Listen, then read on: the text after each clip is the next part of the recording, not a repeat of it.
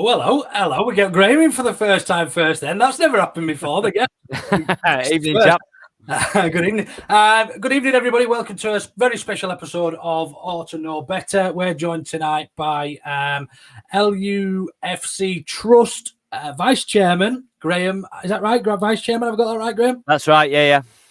Graham Hyde and OKB regular Matt. How are we doing, gents? Good. Yeah, not so bad. Not so bad. That's what we like to hear. Have you got over your hangover from the weekend yet, Matt? Well, I've got a beer here, just helping me, just ease it out through the week. I think it takes it takes longer every time these days. Good stuff. And Graham's saying he's in the same room where he's been all day working. So the last thing he needed was to be talking to two people that look pretty much the same. But anyway, we are what we are. So like twins. Like twins. Yeah, I'm Danny DeVito and he's Arnie. You're with guns. Yeah, I don't think so. I won't go that far. Thanks ever so much, Graham, for agreeing to join us. This episode, I suppose, stemmed from a brief encounter between myself and I forgot the young man's name who runs the Twitter account. We were talking about, I think it was the Chelsea had announced that they were going to get a fan representative in the boardroom moving forward. So we'll come on to that a little bit later. I suppose first things first, then, Graham. Who are you? Why did you get into this role? And how did it all happen? Well, first up, I'm gutted. I haven't got a ticket for West Brom, so I'll get that out of the way first of all.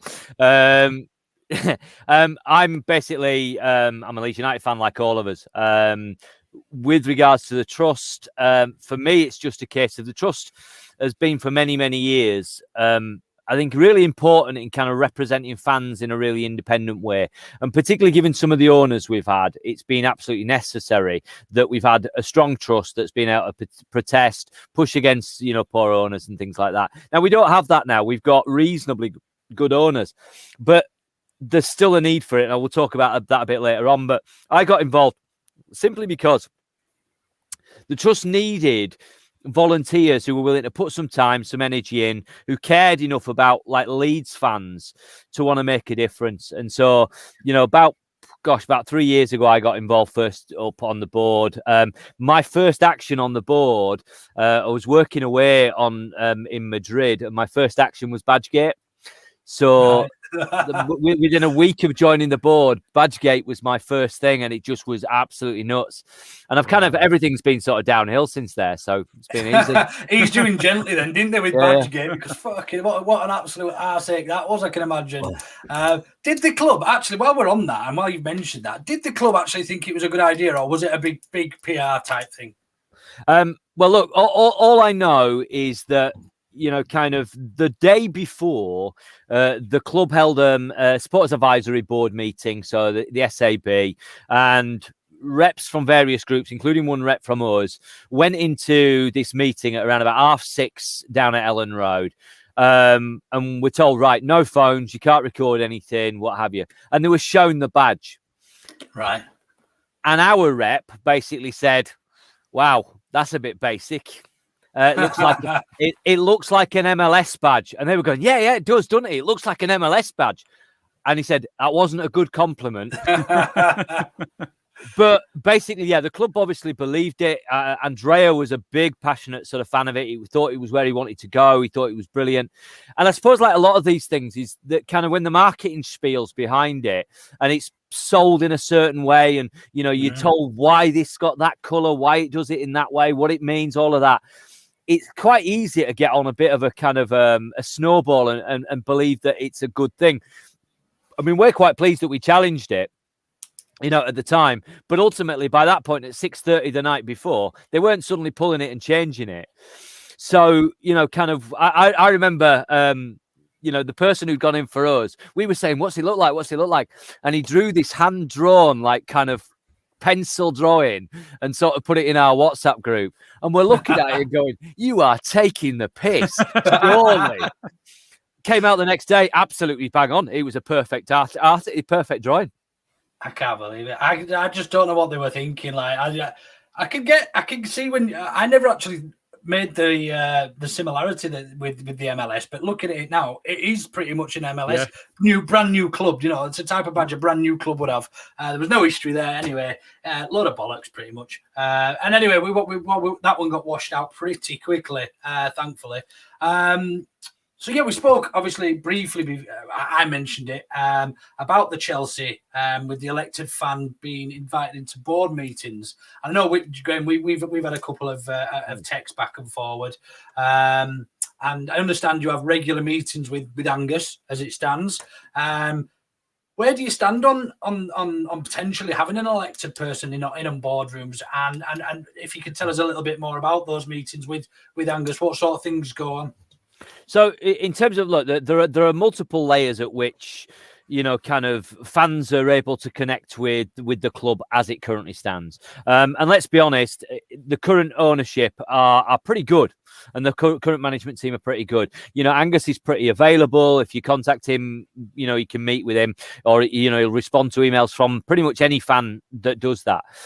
On our side, we kind of we get a little bit two bites to the cherry. One, we're really proactive. So we set up sort of conversations with Angus where we go with agendas of things that our members want to raise, want to discuss, things that are hot topics. And we have those kind of as one-on-ones, either face-to-face or basically in recent times, it's all been kind of via sort of Zoom or WhatsApp calls or what have you.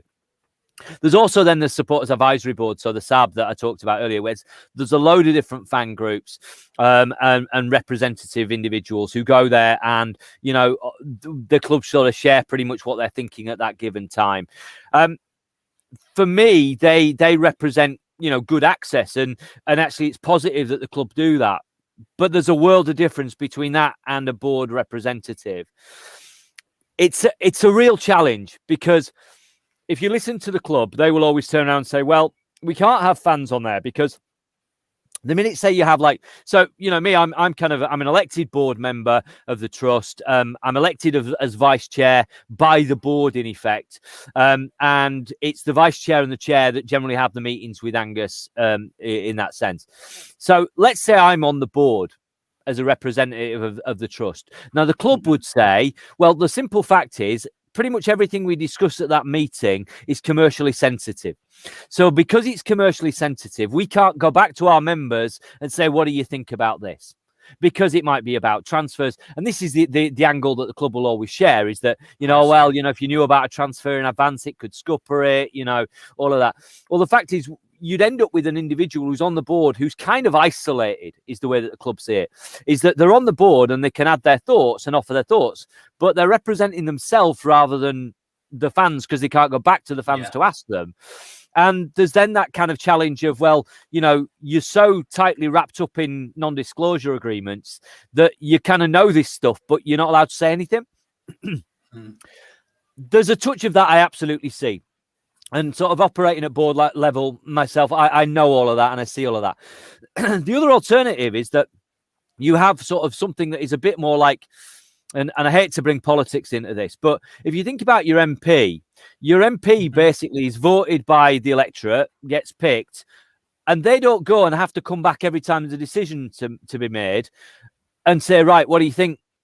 You know, kind of people of Leeds or what have you, you know, they basically are able to say, right, I'm empowered now to make the calls, to do the right things in that way.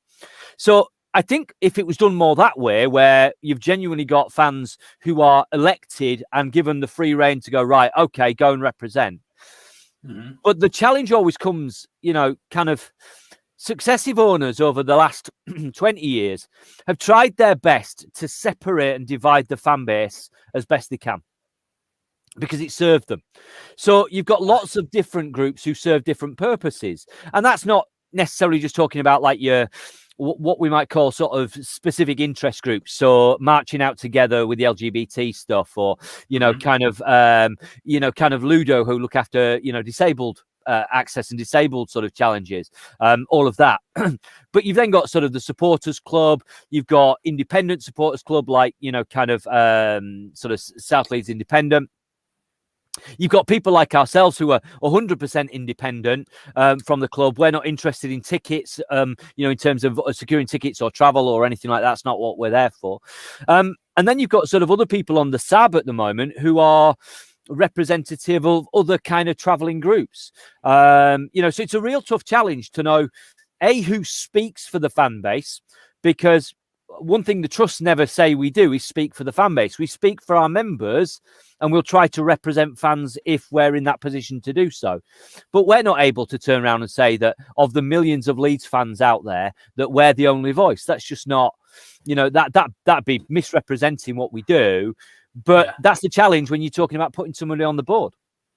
Yeah, no, absolutely. I can fully understand. So I suppose I'm trying to understand where and how Chelsea are approaching this, because you quite rightly say, if there's somebody on that board, there's going to be, disclosure agreements or whatever else. They're not going to be able to say what they've heard, but they're also not going to ask for advice on the feedback that they're hoping to get from the questions that their group or trust or whatever will be going in with. So it's almost a bit of a, like you say, it's isolated. So yeah, I think probably you're quite right in that you're going to have, it sounds like you've got an open relationship with Angus and various others at the club. So would you say you're quite happy to keep it that way as the Trust? It's a tough one, because ultimately board representation, whilst it comes with challenges, we would say that genuine fan representation on the board means that there is a voice that will at least be able to turn around and say, hang on, have you thought of the outcome of that in terms of fans? What's the impact on fans on that? And sometimes it might lead to them being quite isolated on the board because they're the only voice who's not thinking perhaps in purely commercial terms. What I would say about, kind of Chelsea, and since that Tottenham have thrown the same bone out to fans, is look who's got a PR disaster they're trying to manage. Yeah. It's not Leeds United. It's Chelsea and Tottenham. And it wouldn't surprise me if Arsenal look and say, look, here's a bit of sort of a distraction. But interestingly, Tottenham Hotspur Supporters Trust, who are one of the, kind of quite active, and personally we've got a lot of respect for them as a trust in the trust movement within the Football Supporters Association. They have basically come out and said, in all honesty, what you're doing here is a distraction. We welcome board representation, but this isn't about actually genuinely putting proper board representation using those people who've been active in sort of dialogue with the club for a period of time. It's just trying to throw a PR bone out and hoping, you get people that you can control, and therefore there won't actually be any challenge or value to that person sitting. I think just as a bit of an addition to that as well is the fact that if it is marketed that individual is part of the board and therefore are the voice of the fans, but they are so wrapped up in non-disclosures and other agreements that means that they can't share the information, they're just going to get a lot of the ire from the fan base if things are done that the fans don't like, and take a lot of the heat off the people that are actually making the decisions and not taking any notice of those fans. It's a great shout, is that, to be fair, Gilly? And I think that's it, is ultimately they become the messenger who's going to get shot at. We've seen before where there's been individuals on the board, and, bless him, obviously he's passed away now, Peter Lorimer, but when he was on the board, he was quite a divisive figure because he was caught in that position of constantly trying to justify what had been agreed by the board. And whether he believed it or he didn't, I'm not getting into that. A legend as a player, but he found himself in a real tough position as a director. And I think, I'm not going to suggest for 1 second I'm a legend as a fan, but there are some genuine legends as fans out there. And if they were the ones who were to find themselves in that position, I think they'd find themselves with that kind of same challenge. Yeah. Fair point. Yeah, fair point. I mean, like you say, it does bring its difficulties naturally, but it's obviously got its benefits as well, I think. So I think is that something that's happening at the trust, then discussing whether or not that's an approach you'd like to take moving forward? Well, I think probably in terms of the first things is ultimately we need to maintain and grow the dialogue that we have with the club. One of the things that we're quite keen on is that the SAB continues, that the Supporters Advisory Board continues, but it has a bit more structure, a bit more, kind of formal purpose, and it's a little bit more. instead of it's the supporters advisory board. Now, I'd like it that basically it's the supporters that are advising the club and not the club advising the supporters. And at the moment, that's a little bit where it is. So, something like a SAB, we'd like that to be beefed up, to be more robust, because, as I said, we don't claim to represent everybody, but what we can do is help make sure that the dialogues that are happening are worthwhile and are genuinely sort of helping and protecting fans and their rights within the process. Ultimately, long term, we want to put things like a memorandum of understanding in place. So a memorandum of understanding is basically where there's almost like an agreement with the club that if they're going to do anything major, they have to consult first.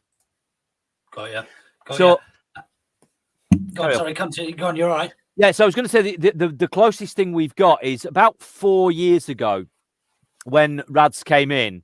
One of the things that the trust did at that stage was basically say, look, your new owner, we're always concerned that somebody's suddenly at some point going to sell Ellen Road, going to try and move us away, build a big sort of Superdome, on the edge of Skelton Swamps or what have you, like Ridsdale tried to do. And then basically, that's it. Ellen Road's gone. Our history, our legacy's gone. So we put in place an asset of community value, and the club was supportive of that. But what that means is if they want to sell Ellen Road, we've got 6 months to raise the cash to buy it. Right. But that sort of thing, but we want that on a more formal basis across other things as well. Other clubs have got them in place, and as I said, we certainly would welcome trying to push that idea of a memorandum of understanding with the club. Great. Really interesting stuff. And just out of interest, Graham, how do you know? I mean, I don't need it to the exact figure, but how strong are you? How many members does the trust currently have? So currently, in terms of membership, we're around about the sort of 1,700. And it's interesting. Look, you can take somebody like Newcastle United's trust, and they've got I think they've got 10,000, but like they've got an owner that they hate. Yeah. The challenge for a trust, I tell you what, when we went through sort of Bates, etc., there was always a positive response in terms of the trust. When you go through sort of Chelino, GFH, it grows. We're actually at now, a really strong position, considering the fact that ultimately, we have not got owners that everybody hates. There's not mass riots and protests happening, so we're in a position of good numbers, and it's growing. So to give you sort of, an idea, a situation like the European Super League, there's a big influx, It makes complete sense, doesn't it? The club is, I've had a number of conversations with this online. The club's probably in the best position in terms of the way it's been run for, I'm probably going to go out on a limit and almost say ever. I'd say under Leslie Silver it was pretty good. He was such a lovely fella, but I think financially they didn't necessarily have the money where the money is now there. So it's a different kettle of fish. But I absolutely get what you're saying. It's a good place. They're running it well. Yeah, I couldn't disagree with that. To be fair. That moves on then. Why don't we have a bit more of a chat about what the trust does and things that you've done recently? More notably, the most recent thing I suppose is the Say No to Super League campaign and the little bird in the sky and whatnot. So what does the trust do? I mean, it's all for somebody who doesn't know. I mean, I've obviously done research. I've heard of the trust, but for a 16, 18, 19, 21-year-old that's relatively new, doesn't really know much about the trust. What sort of things have you been up to recently? So goes back a little bit to what we've just been talking about. The idea is, look, we've got reasonably good owners. Now, they occasionally make mistakes, don't get me wrong. And when they make mistakes, we need to be there and in a strong position to turn around and say, really, you shouldn't do that, or, to push against it. And that can be the club, but it can also be bigger things like the European Super League. But as a trust, we have to be able to be active on a wider scope than just protesting against owners or looking for crises. So we do a range of other bits and pieces. So we've kind of got 5 main things that we work on as a basic, as a trust. The first one is it's about fan engagement. So it's about bringing fans together. We've got our motto, which is together we're stronger. And that's about Leeds fans, about bringing everybody in as Leeds fans and saying, whether you're a trust member or not, ultimately, as a fan base, if we want to push against things going wrong, we will always be better if we're together. So it's about engaging other fan groups, working with them, as I've sort of the ones I've mentioned, already. Another one we work really closely with is Luskos, who are the Scandinavian guys. So their dedication is just mind blowing at times. That are coming over from kind of Scandinavia on regular games. So we've got them, we've got everybody else. So we've got fan engagement and looking after sort of fan challenges. And if our members have got problems, we take them to the club. We do all of that. We've got club engagement. So it's about holding the club to account. It's having these meetings where we challenge the club and say, what are you doing about this? What are you doing about this? And then we'll share that information out to our members and the wider people, kind of as we go. One of the biggest strands that we do at the moment is what we sort of call basically our community and future trust. So future trust is for the next generation. So it's stuff for kids. The last 12 months have pretty much sort of stopped that in its tracks. We had arranged basically for there to be a junior trust board who were going to meet at Ellen Road with an exec from the club. And, these young people were going to get to actually act like a board, ask questions, raise issues, discuss it with the club in that way. That'll come back. That's on the agenda still, once we can get through all of this sort of pandemic nonsense.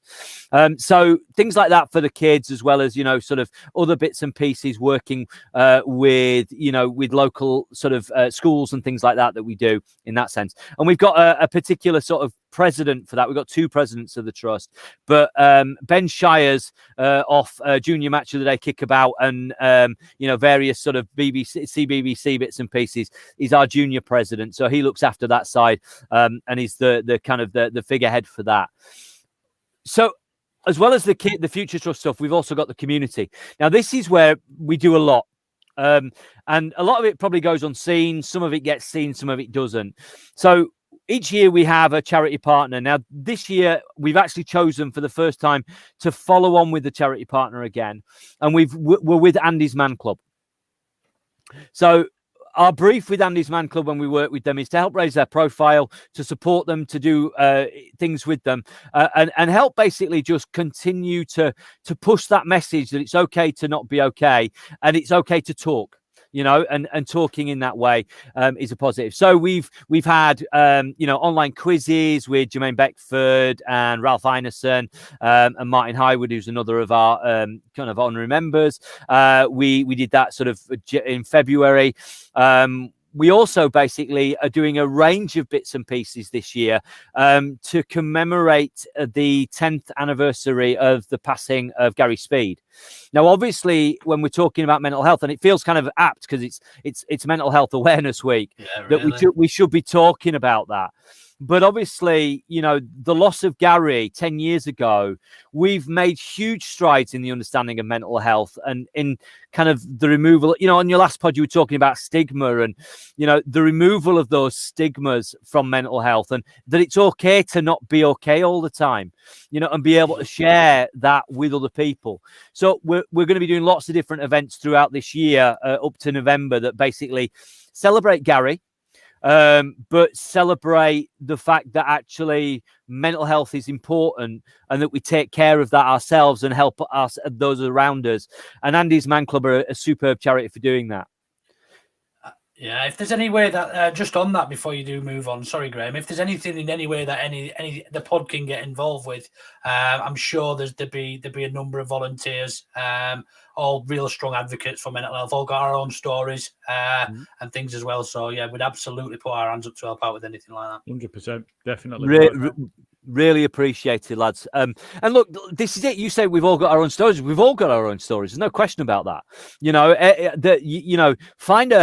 Find a male between the ages of 18 and probably a bit younger now and 45 and sort of say to them, and I'm older than that, so, beyond, and say, have you never had a mental health challenge? And there'll be very few that are actually, if they're honest with themselves, are able to turn around and say they've never been there themselves, or they've not actually been close to somebody who's been there. So It really touches everybody. Yeah. And whilst Andy's Man Club talks about, men's mental health, do you know what? It makes massive differences to the partners of those guys that go to those, go to the clubs on a Monday night. So, we want to help bring that discussion across the board, not just simply to men and, who can use Andy's Man Club in that regard. So on that, one of the things that we did as the first piece for us to start the sort of commemorations for Andy's for Gary Speed was the mural. Yeah. So, no doubt, any Leeds fan probably worth their salt has seen this. The latest mural, the Gary Speed, and that once again was done in conjunction with Ross Horseman at Show Off Designs, who's building it. He came to us with the idea and saying, "Want to do this? Will you help us with it? You've got experience of doing that." We supported that along with creative, genius Posh Fruit, who basically did the painting, etc. But it's got an Andy's Man Club logo on it. Last week when we had Roger and Carol Speed up to see it, we talked to them about it, and they were very open. They said, we just wish that Gary had been able to talk to somebody, because it could have made such a difference. Yeah, absolutely. So just on the mural piece, is it right that it was done in a single day? Yeah, crazy, isn't it? It really is. I mean, that's amazing. I'm just going to try and share a picture while you're talking. Sorry, go on. I'm just trying to share a picture of that quickly while you carry on. Yeah, so kind of, I kind of went and did a few sort of bits of filming and just sort of getting some pictures and stuff on the day. So I was there sort of pretty much when Claire, the artist, basically was there sort of first up in the morning, and it was then basically kind of going back, right, am I going to need to come back tomorrow to do stuff, to get bits of filming at different points, and in the end it was like a case of, no, it's going to be done.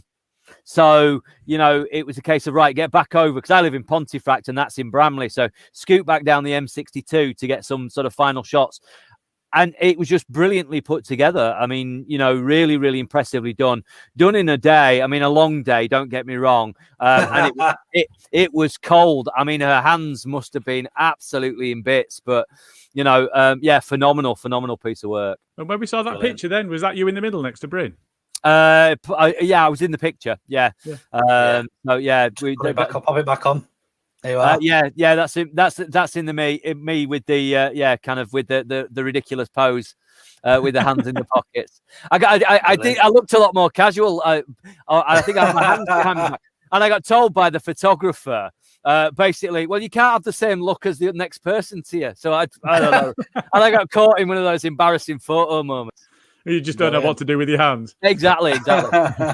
Brilliant. Listen, Graham, we've had a message come through somebody who's watching YouTube. Pipes, I don't know if if that means much to you, but effectively they just want to thank you for all the work with the food banks and club murals around the city, and mental health also really important given the pandemic. Yeah, I mean, what else can you say? I mean, you've covered everything there, but yeah.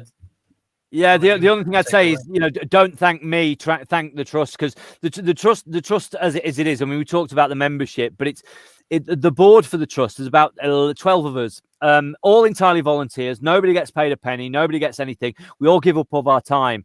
So you've got people like Claire, who basically looks after the murals project and sorts out loads of things like that. You've got a range of people. So you've got people who, our youngest board member is a 19-year-old journo student who writes our weekly column for the YEP, through to our membership manager who is well, look, she's retired. That's all I'm going to say. That's the only fair way of me describing it. But Jill looks after kind of, a lot of our membership stuff. We're right away through the board in terms of, sexes, ages, experience. There's lads who go home and away. There's some that are members. So we are trying to be, even at the board level, apart from the fact we're just volunteers giving our time and doing this for nothing, it's a massive collective effort. And it's about basically doing something for other fans and for the community. Brilliant. So I mean, it's interesting. Food banks were mentioned there. I'd love to be in a world where we don't need food banks. But Leeds fans have been amazing, and kind of, I could very quickly look it up, but I think basically as a very quick sort of process, last time I checked, we'd raised in total in about sort of just under 2 years, 103,474 quid for Leeds food banks. Bloody hell! Wow, that's fantastic, isn't it? That's amazing. So that's that's nigh on kind of 80,000 meals or something like that have been provided. Brilliant. And that's Leeds fans. That's all Leeds fans. Yeah. Mental. So that's on obviously the things that you've been doing and everything. The current situation in terms of I know we didn't go into it too much, but and I don't really want to actually, because them 6 clubs aren't super at all. Fuck them. So yeah. What about the pipeline then? What's the future look like for Lust, and what's sort of crackling in the pot? So is that even a saying? Crackling in the pot? Have I made that up? Not when I've just made that up. Well, we'll get it in the phrase of the yearbook for the year. It's fine. Fine. Do you know, it's interesting you talk about that, Luke, about like not talking about those the idiot 6 or whatever, the greedy 6. You know, in a way, we kind of have to. So one of the other strands that I was coming on to is this idea of campaigning, and we have to campaign as fans. Okay. We have to campaign, because otherwise our voice will disappear. And the more we're together, the more we're collective, the more that voice is heard. It's loud. It means something. You know, and so campaigning on from the Super League idea, it won't go away. It's just been sort of knocked back for a while.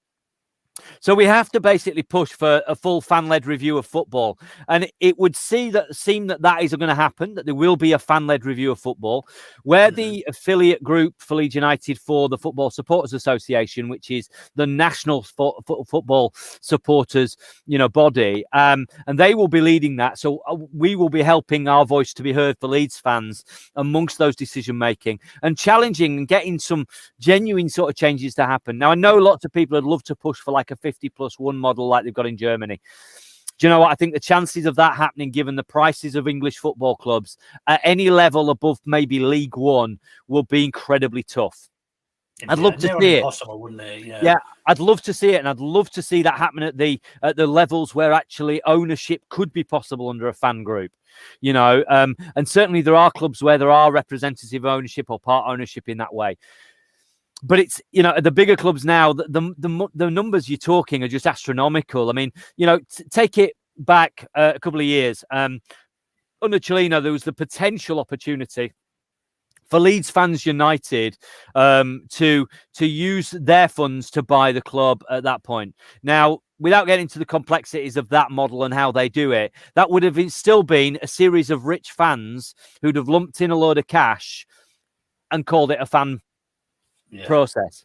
It wouldn't have been true fan ownership where, you, me, Gilly have got, shares in it at like real serious levels, so it's tough for that, but we do need to keep campaigning, and we will. And the other big sort of campaigning piece that we're very much still on with and continue to push, and we've championed it for years now, is safe standing. Excellent. It seems to have gone quiet, I think, doesn't it? I suppose with the pandemic and everything that's happened over the last year, there hasn't been any fans in at all, so that's probably where that stems from. But yeah, there's quite a lot of noise being made about that.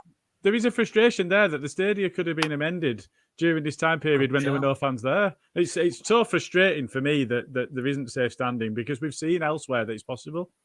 And look, you've had Chelsea add to the list. Spurs is already ready to go. Celtic have been running it for a while. You've got smaller clubs. Shrewsbury have got it. We've campaigned for years on it. Now, one thing I will say is that the club have said yes. Ultimately, they want safe standing as well.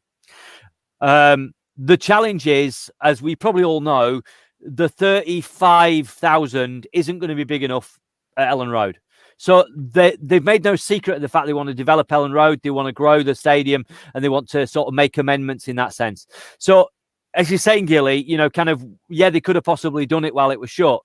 But they've been kind of a little bit shy on cash because of the pandemic, and putting, say, safe standing into the COP, about $1 million to stick it in the COP.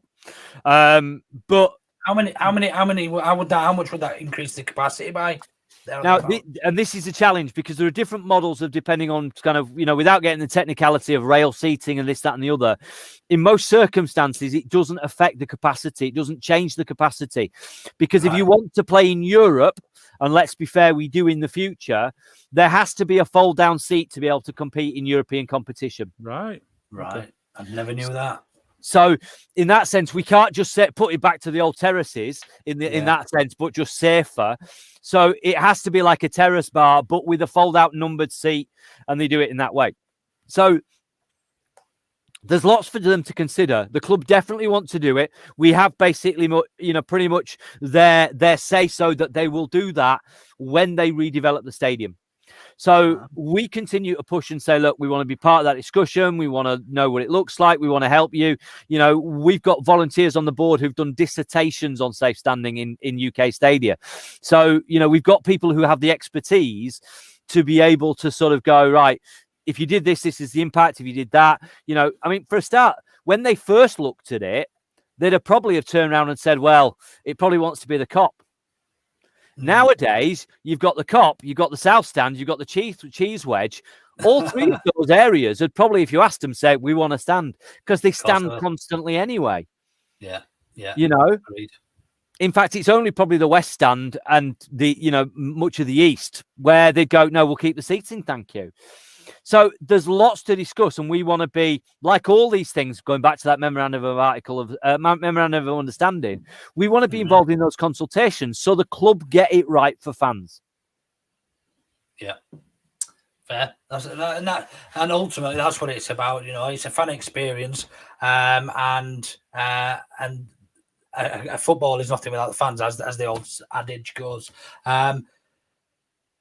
Other things we touched upon off air, Graham, before we sort of move forward, and I know Matt's been dying to ask this, so I'm not going to steal his thunder because it's his favouriteest ever. But go for it, Matt. In fact, I'm not going to do it. Well, I had a couple, so I don't know which it is now. We'd spoken about the players that had done so well in getting us back to the Premier League. And the fact that we've not been able to celebrate the fact that they got us there. I know that the players were there at Elland Road when we did get promoted and there was that happened. But, we've not been there with them during the journey of the Premier League. And the sadness is that although there's fans back for the West Brom game, it's not going to be a full house and it's not going to be the same experience. And do you know what? Some of those players that have earned the right to be able to be celebrated aren't going to play. So, we're looking at potentially Berra and Pablo and players like that, is there something that potentially from a fans forum perspective we can look to potentially get in place that will allow us to do that? For me, especially Pablo, I would almost say is, for me, it's worth noting though before you continue that he has still got a year on his contract. He has, but we do think that the likelihood is that he'll be able to move on. So we've debated this on the pod, and it's will he be allowed to move on? Will he be allowed to go back to Spain? We think. I mean, maybe you can correct us on this, Graham. We think his family's already moved back to Spain. So, it's one of those where one of the things that we talked about and we've seen on Twitter quite a bit is could we have a friendly and have a pre-season friendly and maybe even the current squad playing against the players that got us there. Select 11 or something similar, yeah. Go on. Yeah, look, do you know what? I 100% agree with you. You'll know full well that, the first of our recent series of murals, because we started a whole raft of them, I'll talk about a couple more maybe in a bit, but the first one was Pablo. Yeah. That iconic celebration after the goal at Swansea where we all knew, we did a 50-foot Pablo on the side of a pub in Leeds. We know how important Pablo is to the fan base. We've consistently pushed to the club and said, don't you dare celebrate the legends who've passed or the legends who may leave without a full crowd. Don't you dare. If you do that in front of 5,000 or 6,000, 8,000, what have you, then basically you're letting everybody down. And they've been comfortable with that. They know full well that that's the right move. And therefore, that's why the West Brom game, read Angus's sort of, statements about it. It's going to be a plastic experience. It's not going to feel the same. You're going to have a ton of forms to fill out. I mean, and this sounds a bit like me bitter because I haven't won a ticket, but, it is not going to be a proper match experience as we know it and we love it. So coming on to kind of how do we celebrate that? Well, look, I think the fact is everybody wants it. Everybody wants to celebrate those players that have, cemented their position as legends for doing what they've done and whatever part they've done in that. Be it Pablo, be it Berra. Berra, bless him, can occasionally be a hothead, but he's just a wonderful fella. But sometimes it's about, different things as well. So, Berra, he was given an extended contract so he could rehab and recover, when he was out of contract. From a club, that's a pretty strong move to basically pay somebody for 12 extra months. Pablo is still under contract. Now, ultimately, he's had little sort of moments where he's been able to play in that way and being able to support the team. It's just that as he gets to 35, he's maybe not that first man on the team sheet. He's not able to influence things in the same way. And you're right, he's got shares in Castellon, and his wife and children are back in Spain, but that's for personal reasons. They've not gone back as a precursor to Pablo joining, from what I'm aware. And so it's basically a case of, decisions have to be made. He's a contracted player. The club would, I think, have no challenge in letting him go, but there's always contracts and, it's the last contract he's ever going to get paid out on. So there's money factors at play. And we hate to think of people being mercenary. I don't think Pablo's mercenary in the slightest, but he's got a family to look after. And this is his last sort of payday. So, there's bits and pieces of contract negotiation to happen. I would absolutely echo what you're saying, that in a perfect world, we would see some kind of pre-season friendly, that there's a big show of basically honouring all those legends that basically have passed in the last 4 years, and on honouring legends and the particular sort of 4 legends that passed in the last 12 months or so. We are about to start in the next week or two on a memorial mural alongside the Luskos guys in Scandinavia over in Pudsey that will be of Norman, Trevor, Jack and Peter. So that's about to happen. So that's going to happen very, very soon. So we're doing, a fan memorial. But in terms of the club, they need to celebrate that and they want to do it. And they want to do it in front of a full house. Hopefully that would be tied up with the same celebration of those players that have served us so well recently, but are now looking at leaving, whoever that may be, whether it's Alioski at the end of his contract, and he has been offered a new contract. So it's whether he signs or not. It's whether, he also wants that bumper payday of going on a free transfer, getting a £2.5 million sign-on fee, plus higher wages, all of that, rather than signing the contract he's been offered.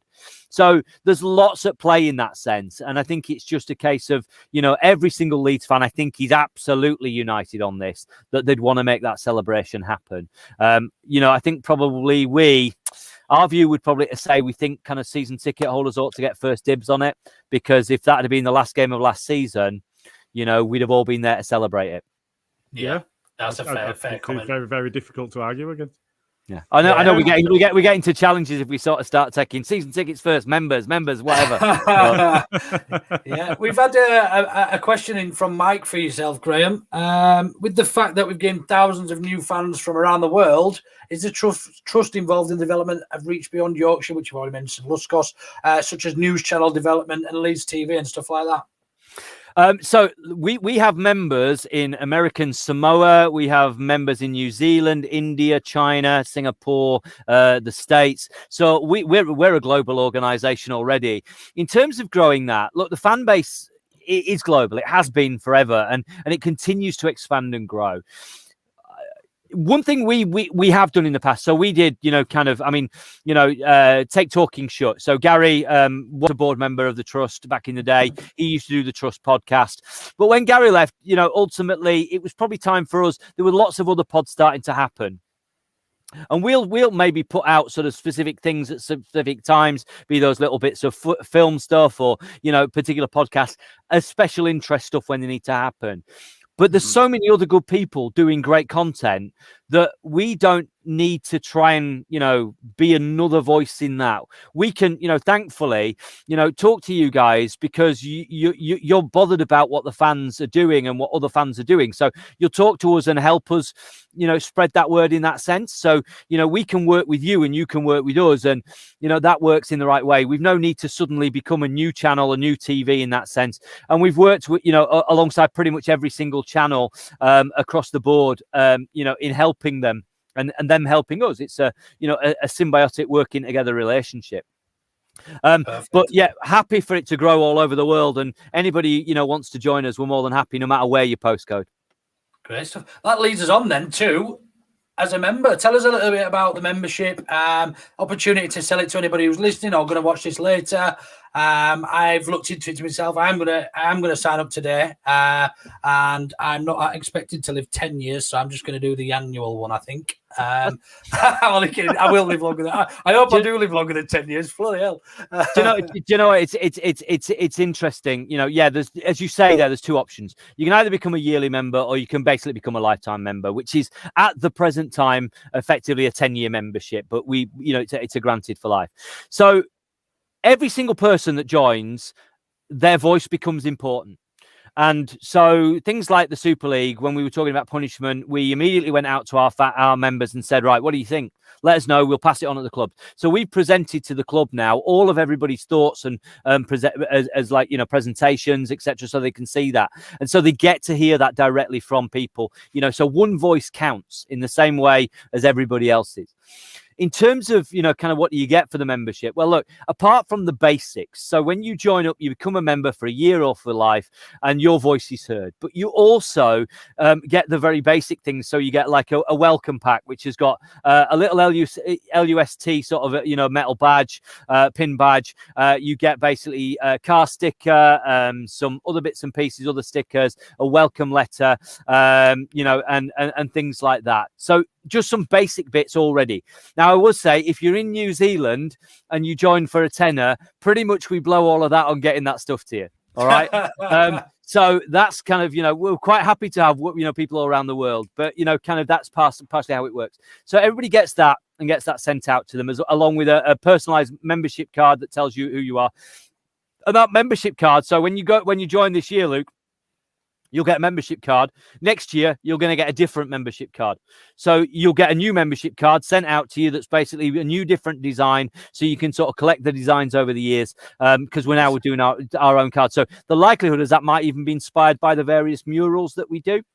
So there'll be quite cool little collectibles. Off the press. Yeah, just quickly, Graham, when you say that your voice becomes heard, is that done through, is it votes? Is it diplomatic? Is that exactly pretty much what it is? I'm not fully aware. Yeah, so we survey members. We have our annual general meeting. So ultimately, every member is able to come to the annual general meeting. Whenever we basically go to sort of people want to be elected to the board, they are entirely elected by the membership. So, let's say you became a member today, Luke, for the next AGM, you decided you wanted to stand for the board. You could put yourself up for the board. If enough people voted for you, you're on the board. I can't see that happening, Graham. But hey, I love it. I admire your optimism. But what I mean by that is it's an entirely democratic sort of process, in that sense. So everybody is involved in that sense. When we're looking at major decisions, ultimately the board is kind of there to help make those decisions get made quickly. But because we've got such a mix on the board, there's a real balance. That means that there's lots of different voices representing different groups of fans, within the membership.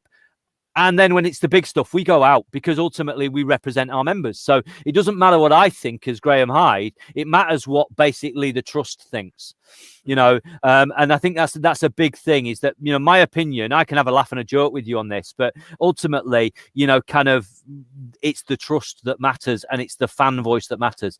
There's stuff where there's lots of things where the members have spoken and I'm thinking, I really don't agree with that, but that's not my role. My role is to represent the members and do that. So in terms of that, 100%, kind of democratic, everybody involved. We go out regularly to members. We write an email out to members, kind of on a very regular basis to keep them informed. When we have meetings with the club, we basically go out pretty much straight away to tell everybody in the membership what we've spoken about. We might then sort of see that come out onto social media later, but members get it first always. Oh, and another thing in terms of membership benefits, we're about to go live with a range of discounts that'll be available in the city. So in and around things like, places to stay, hotels, taxis, places to eat, coffee shops, all sorts of things like that. We've got a bit of a deal coming where there might even be something on a beer. So, oh, we like beer. We do like beer. We do like beer. If we just put a little banner across the bottom, if you do want to find out any more information about the Leeds United Supporters Trust, then you can. I can't bloody speak tonight, Can't you speak. You can tell Graham watches us, can't you? Like I'm smart here. Yeah. LUFCtrust.com, and you can also find them on Twitter, which is at LUFC Trust. Right then, Graham, what we're going to do, how we're going to close up, I think, is I'm going to get a little bit down and personal. So this is your views, not the trust. Okay. And what I'd like, take my trust hoodie off. Is that yeah, take your trust hoodie off. It's just a quick fire, as you probably know, with every guest that we get on, we get them to do a quick fire, 5 questions in 5. So just going to fire some questions at you. And don't worry, I'm not going to ask for the name of your first pet or your school you grew up in or anything like that. Well, do you know, the first pet's really easy because it was Arthur Graham. It was a goldfish who I called Arthur Graham. So it's dead easy and it's Leeds related. Brilliant. Right then, question 1. Your favourite player ever? Batty. Good shout. Good man. Good shout. And the best goal you've ever seen live? Oh gosh. Do you know what? It's not the best technically, but I have to say Bowyer's against AC Milan in the pouring rain. Meant a lot, didn't it? Meant a lot. The worst player you've ever seen play for Leeds United? Anthony Elding. No trouble. Anthony Elding. And no hesitation on that one. No. Where do you see Leeds finishing next season? I actually think slightly higher than this season. I think we might just be able to push for a Euro spot. I wouldn't go as far as Champions League. I think that's still a little bit beyond us. Do you think Rodrigo de Paul little carriers there? Do you know, I have a feeling he'll end up at somewhere like PSG, to be honest. Yeah, I do as well. And then last but not least, I've forgotten the last question. It was something really good. Anyway, well, I'll replace it with who other than me, and who's your favourite on the pod? And Gilly, actually, other than us two. No, that's not fair, is it? I can't really. I won't get you to answer that one. Do you know what? Well, it can't be Rex. Put it that way.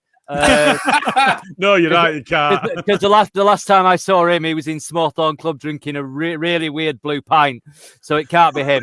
Kind of, I'd probably sort of say, if anybody, Cal. Yeah, we do like the Irish. Yeah, the Irish tone. Great stuff. Well, I mean, I don't have anything else to ask you, Graham. You've been an absolute pleasure to have on. And we keep up the great work with LUFC Trust. I will be joining in a moment or two when I can find my bloody bank card after this weekend. But yeah, I don't know if anybody else got anything to say, rather than me just telling you all to piss off. Well, we've got something a little bit exciting to announce. So we've got a new partnership with Free Retro. Free Retro are the retro football shop. They were born from the love of the game, from historical nights on a cold terrace, and from the love of vintage shirts. And you can find a referral link from OKB in the social media sharing that will in the comments on here, and you'll get a 10% discount on the full range. Nice. Good stuff. Look at that. Hey, we're going places a lot now. We'll have. But yeah, Graham, stay in touch. We'll I'm sure we will. Thanks for having us on. Through social media. Yeah, if there's anything you want us to share through the socials and that the links and whatnot, I'm sure they'll all be inclusive. So, but yeah, as I say, it's been a pleasure. Let's go watch the Scousers smash the Scum. Yeah, I'm going to say I don't know whether Villa have beaten Everton or what have you, because obviously I'm hoping Everton have kind of won because or drawn, because then basically 0-0, perfect. So we're still above Villa. We're still above Villa, same number of games now. Yeah, good stuff. Good stuff. All top half finishes our way. That's All it. top half, aren't we? Cheers ever so much, Graham. Thanks ever so much again. See you later, guys. Cheers, guys. Bye-bye. See you in a bit. Bye bye.